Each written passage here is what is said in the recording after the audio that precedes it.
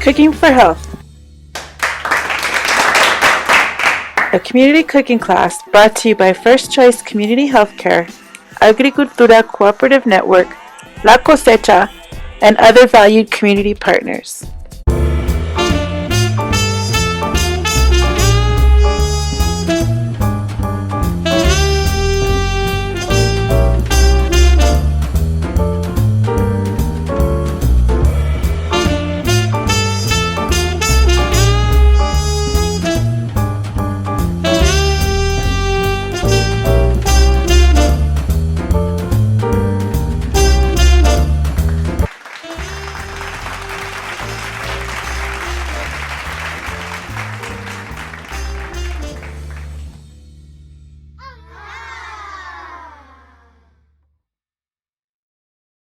Welcome back to Cooking for Health 2021.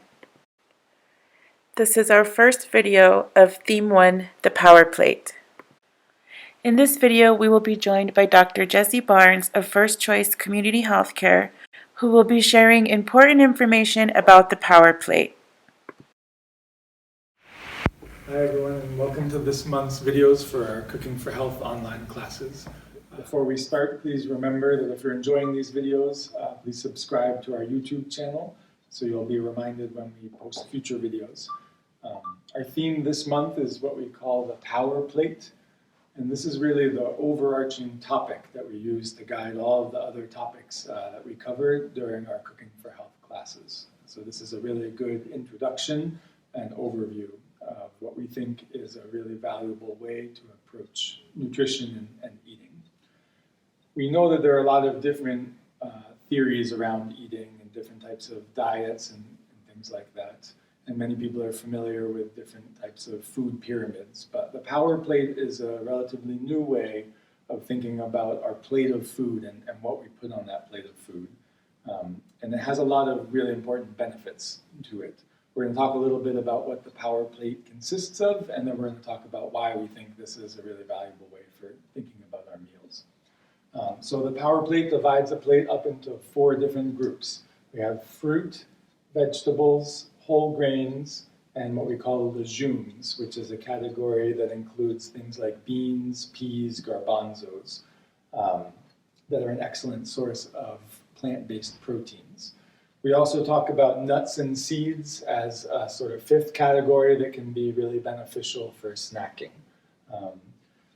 Going into these categories in a little more detail, I think we all know what fruit consists of, but here we're talking about fresh fruit, not canned fruit in particular. And the most important thing is to consider a variety of fruits of different colors and types, because each fruit tends to have different groups of vitamins and beneficial things in them. Same with vegetables. We know that leafy green vegetables like kale, lettuce, broccoli, spinach have a lot of really important nutrients and benefits to them, including a lot of iron, and that the yellow colored vegetables like carrots and acorn squashes, pumpkins, things like that, have a lot of beta carotene and other important vitamins and minerals.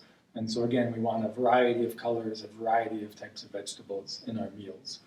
Whole grains is a topic that we go into in more detail during some of our other classes, but whole grains are grains that have not been refined and have not had the fiber removed from them. So we're talking about brown rice, whole wheat bread, whole wheat tortillas, and other grains that are made with the entire grain or the whole grain. And then as we mentioned, legumes is a category that not everybody's heard of, but it's peas, beans, and different protein substances like that. And nuts and seeds are nuts and seeds. And so when we're thinking about putting together our plate of food using the Power Plate, we want to try and include about a quarter of a plate of each of these different foods as we're planning our meals. And this will allow us to have a well-balanced diet while getting the important proteins and nutrients that we need. One thing that you'll notice is not on here are any animal products like meat, butter, and dairy. And that is one of the real benefits of the Power Plate, as we'll talk about in more detail. We know that eating red meats in particular and any other animal products increases the risk of diseases like heart disease, different types of cancer, heart attacks and strokes. And we know that removing or reducing the amount of those foods that we're eating can be really beneficial to our health.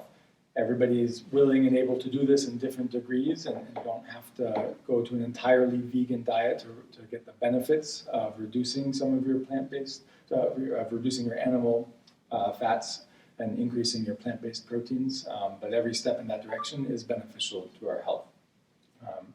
One of the most important things when we are talking about eating fewer animal products is making sure that we're getting some of the protein, iron, and other nutrients that people think of as being found in high quantities in red meat and other animal products.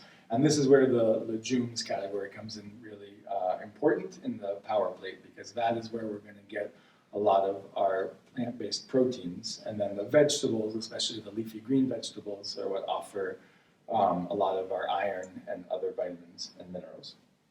So talking a little bit more about the benefits of using the Power Plate model when we're eating. First of all, we know that the foods in this category don't have any saturated fat and don't have any processed carbohydrates. And these are two of the key differences in the Power Plate that really lead to reduced diseases like diabetes and heart disease in people who follow this type of diet. As far as the benefits, we know that following the Power Plate increases the amount of fiber that we're eating, which helps manage cholesterol levels and reduce risks of heart attack and stroke, as well as helping with good digestion, as well as having a lot of antioxidants and phytonutrients that are categories that go beyond sort of the usual vitamins and minerals that we're used to, that we believe have a lot of benefits to health, including lowering risks of cancer and improving cancer survival rates.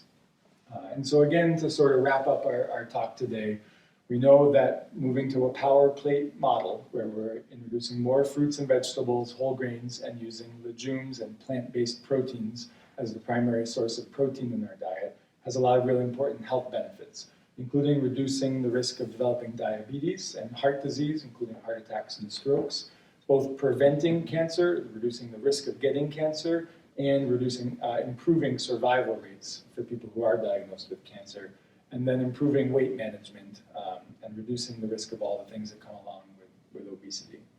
So over the course of these videos, we'll be delving into each of these groups in a lot more detail, but today we wanted to provide a little overview to this concept that we call the Power Plate and how we can start to shift our meals towards using this model.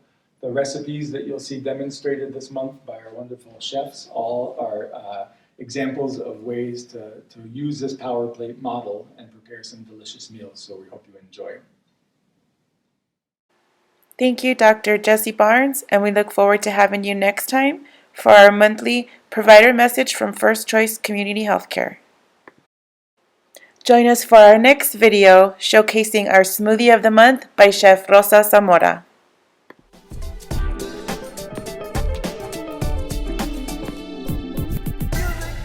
Thank you for watching.